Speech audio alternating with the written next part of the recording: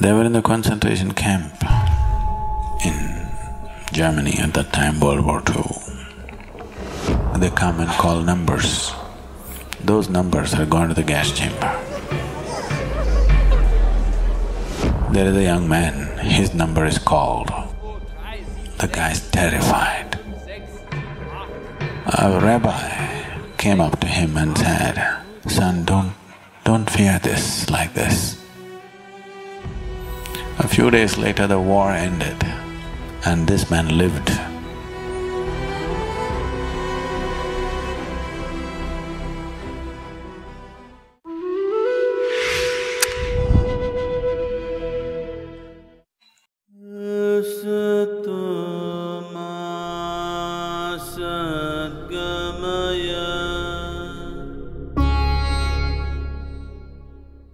It's a very beautiful incident that happened. There's a guy who, I wrote about it later. They were in the concentration camp in Germany at that time, World War II. And every day they come and call numbers. Those numbers are going to the gas chamber. So when they call out numbers, people hide under that, they'll be dragged, beaten and taken.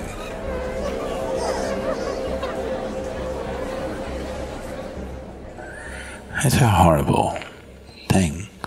So you don't know, tomorrow your numbers may be called. Every day they live in terror. Tomorrow it could be my number. Because they have a certain capacity for the gas chamber. They can only take that many numbers per day. And also for the world, they don't want to look like a whole concentration camp died in one day.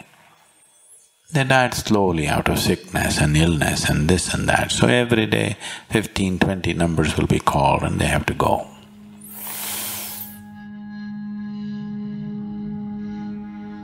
So one day, there is a young man, his number is called. The guy's terrified, he doesn't want to go, he's shivering and crying and this.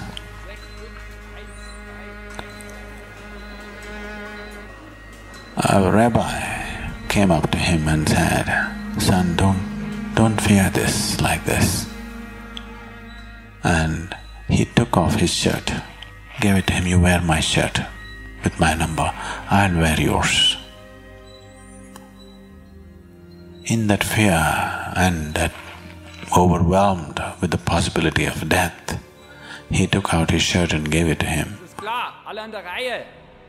The rabbi wore the shirt and went to the gas chambers.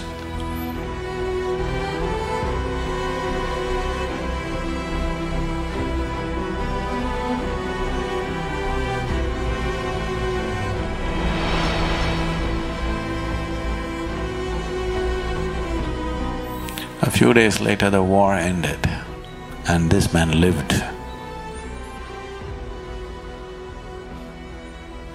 And, somebody actually wore your shirt and went. He could have lived. And this fellow, his whole life was transformed because of this, that this rabbi actually walked to death, knowing fully well where he's going, no chance.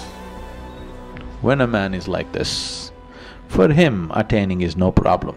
He doesn't have to go and die in the gas chamber. But just being like this, that I'm willing to keep myself aside and do what's needed right now, just very casually, no big fanfare about it.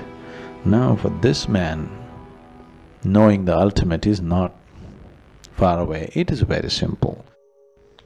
Gautama said, when you're really hungry, when you badly need food, if you give away your food to somebody else, you will become stronger, not weaker. No logical human being would accept such nonsense, but it's 100% truth.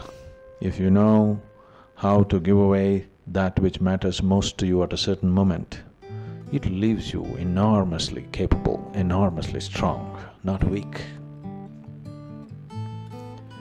To have that strength to give away what matters to you is not a small strength, it's a tremendous strength, isn't it?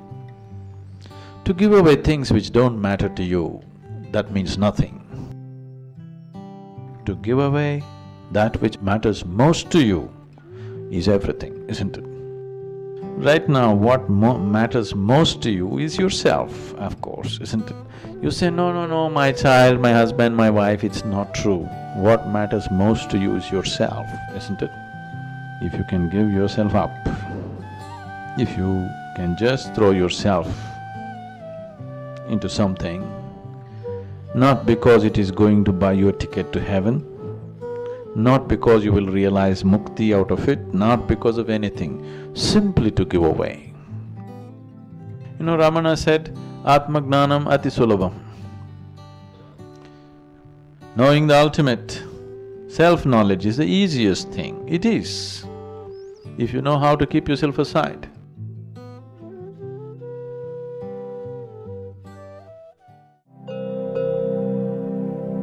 When we make an attempt to break the threshold of where we are, it can lead to lots of confusion. For those aspects for which you have no answers, I will answer. Just deepen the question. Just make the question very intense within you. I will take care of the answer.